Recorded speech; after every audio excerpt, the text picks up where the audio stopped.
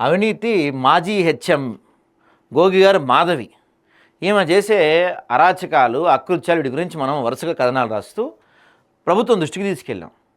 ప్రభుత్వం ఏం చేసిందంటే దీనిపైన ఒక ఎంక్వైరీ కమిటీ వేశారు. సో విచారణాధికారులు కొంతమంది అక్కడ స్కూల్కి వచ్చి మొత్తం ఆమె గురించి ఎంక్వైరీ చేసి ఒక రిపోర్ట్ రెడీ చేశారండి. ఎంత ధైర్యం ఉంటే ఆమెకి, మాధవి గారికి, విచారణాధికారులపై దాడి చేసింది ఏకంగా. విచారణాధికారులపై దాడి చేసి అసలు ఎట్లా మీరు తీసుకెళ్తారు నా దగ్గర నుంచి, ఇక్కడి నుంచి ఎట్లా బయటికి వెళ్తారో చూస్తాం ఈ సంగతి అంటూ రచ్చ చేశారు ఆమె. పవిత్రమైన ఉపాధ్యాయ వృత్తిలో ఉంటూ పాఠశాల నిధులను అప్పనంగా ఆరగించి తీరా తన అవినీతి గుట్టురట్టు కావడంతో విచక్షణ కోల్పోయిన సోదరు మాజీ హెడ్ మాస్టర్ విచారణకు వచ్చిన అధికారులపై ఎదురుదాడికి దిగినారు. ఎంత దారుణం అండి ఇది. టీచర్ ఆమె పిల్లలకి పాఠాలు చెప్పాల్సిన ఆమె తప్పు చేసి ఆ తప్పుపై ఒక ఎంక్వైరీ కమిటీ వేస్తే ఆ ఎంక్వైరీ కమిటీ ఆఫీసర్లపైన కూడా ఆమెకు దాడి దిగిందంటే ఇక ఎంత ఆలోచించండి మీరే. చిట్యాల పిఎంశ్రీ జిల్లా పరిషత్ ఉన్నత పాఠశాలకు నిన్నటి మొన్నటిదాకా ఎఫ్ఏసి హెడ్ మాస్టర్గా విధులు నిర్వర్తించిన గోగికార్ మాధవ్ విధులకు డుమ్మా కొట్టమే కాకుండా పాఠశాల పురోభివృద్ధి కోసం, పిల్లల అభ్యున్నతి కోసం 2024-25 సంవత్సరానికి గాను కేంద్ర ప్రభుత్వం మంజూరు చేసిన 6,73,190 రూపాయలను దుర్వినియోగం చేశారని, ఆమె సొంత పనులకు వాడుతున్నారని చెప్పి మన ఆదాబ్లో వరుస కథనాలు రాస్తూ వచ్చాం, వెలుగులోకి తెచ్చాం.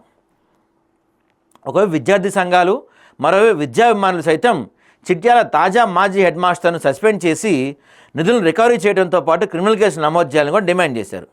ఇంతవరకు మనం చూపిస్తాం మీకు మనం ఏమేమి రాసామో ఈమె గురించి. నిధులు గుటకాయ స్వాహ, విధులకు ఎగనామం అని చెప్పి ఇదొక వార్త రాసాం మనం.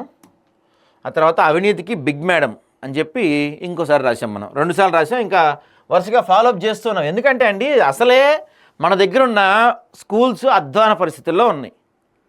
పిల్లలు ఒక విద్యార్థి కూడా లేని స్కూల్స్ దాదాపుగా తెలంగాణలో 2,000కి పైబడి ఉన్నాయంట.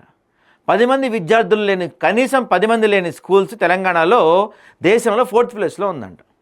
అంత దారుణంగా విద్యా వ్యవస్థ ఉన్నప్పుడు ప్రభుత్వం కొన్ని నిధులు కేటాయిస్తే ఆ నిధులను కూడా పక్కదారి బట్టి ఇచ్చేసి విద్యా వ్యవస్థకి, విద్యార్థులకి తీరని అన్యాయం చేస్తున్నారు ఇలాంటి అధికారులు, కొంతమంది టీచర్లు.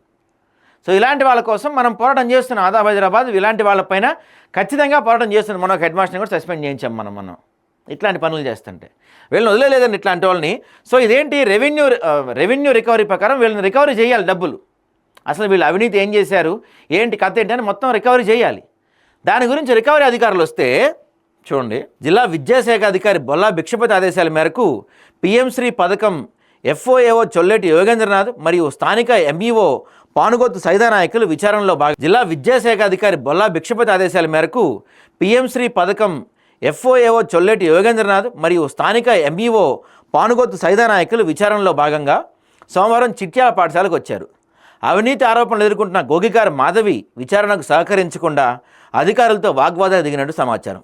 అంతేకాకుండా ఉదయం నుంచి కూడా తన మొబైల్ ఫోన్లో ఎవరితో నిరంతరం సంప్రదింపులు చేస్తూ వారి సూచనలు పాటిస్తూ అనేకసార్లు అలజడి వాతావరణాన్ని సృష్టించే ప్రయత్నం చేశారంట. పాఠశాల ముగిసిన తర్వాత విచారణ అధికారులపై భౌతిక దాడికి పాల్పడి పాఠశాలకు సంబంధించి ఎలాంటి ఫైల్ను కూడా తీసుకెళ్లేనంటూ అడ్డుకున్నారు. ఇంకా తన మొబైల్లో తాను వీడియో రికార్డింగ్ చేసిన చాలదన్నట్లు తన ప్రైవేట్ కార్ డ్రైవర్ ఎం యాదగిరిని కూడా వీడియో తీయమని పురమాయించడంతో పాటు అధికారుల కథలు అర్థం కావడం లేదని వ్యాఖ్యానించడం మరీ విడ్డూరం. అంతేకాకుండా చేసింది చాలదన్నట్లు మాజీ హెడ్ మాస్టర్ పోలీసులను ఆశ్రయించడం హాస్యాస్పదమని పలువురు చెప్తున్నారు. ఇది ఏమే తప్పు చేసిద్ది, దానిపైన ఎంక్వైరీకి వచ్చిన వాళ్ళని ఏమే భౌతికంగా దాడులు చేస్తుంది, మళ్ళీ ఏమే పోలీస్ కంప్లైంట్ ఇస్తుందంట.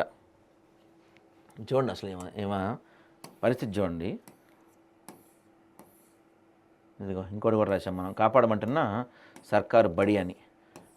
ఇదిగో ఆ ఎంక్వైరీ ఆఫీసర్స్ వస్తే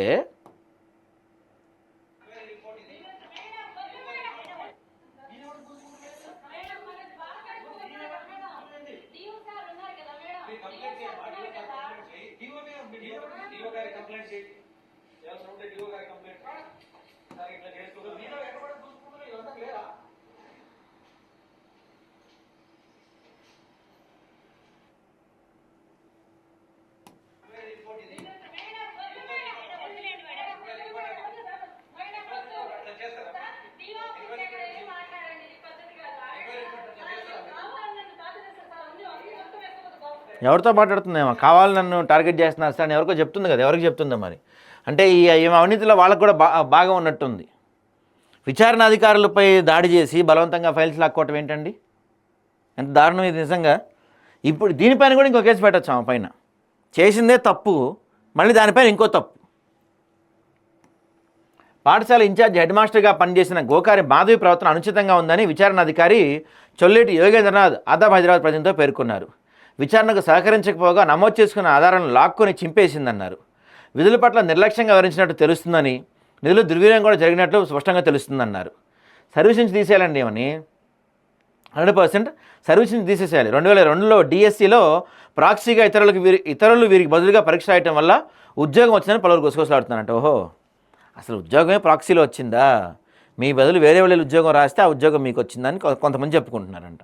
ఇప్పుడు మీరు ఏ తప్పు చేయలేదు, మీరు ఎటువంటి దుర్వినియోగానికి పాల్పడలేదు, నిధులు మొత్తం మీరు సక్రమంగా వినియోగించారు అనుకుందాం. మరి విచారణాధికారులు వస్తే ఎందుకు దాడి చేసి వాళ్ళు రాసిన రిపోర్టుని, వాళ్ళు కలెక్ట్ చేసిన ఎవిడెన్స్ని మొత్తం లాక్కొని చించేయటం ఎందుకు? నలుగురికి పాఠాలు చెప్పి నలుగురికి విద్యాబుద్ధులు చెప్పాల్సిన మీరే ఇలాంటి పనులకు పాల్పడుతుంటే ఇంకా విద్యార్థుల భవిష్యత్తు ఏంటండి? దారుణంగా ఉంది అసలే మన విద్యా వ్యవస్థ. తెలంగాణ రాష్ట్రంలో అత్యంత నీచంగా ఉంటే దాన్ని మీరు ఇలాంటి కొంతమంది ఇంకా భ్రష్టు పట్టిస్తున్నారు. సస్పెండ్ చేయడం కాదు, డిస్క్వాలిఫై చేసేయాలి. 2002లో ఆమె రాసిన ఎగ్జామ్స్ దగ్గర నుంచి విచారణ మొదలుపెట్టి మొత్తం ఈ డబ్బులు మొత్తం ఎంతైతే దుర్వినియోగం అవి మొత్తం విచారణ చేసి రికవరీ చేస్తుంతో పాటు డిస్క్వాలిఫై చేయాలి అని. అప్పుడే మారుతారు ఇలాంటి వాళ్ళని చూసి మిగతా వాళ్ళు.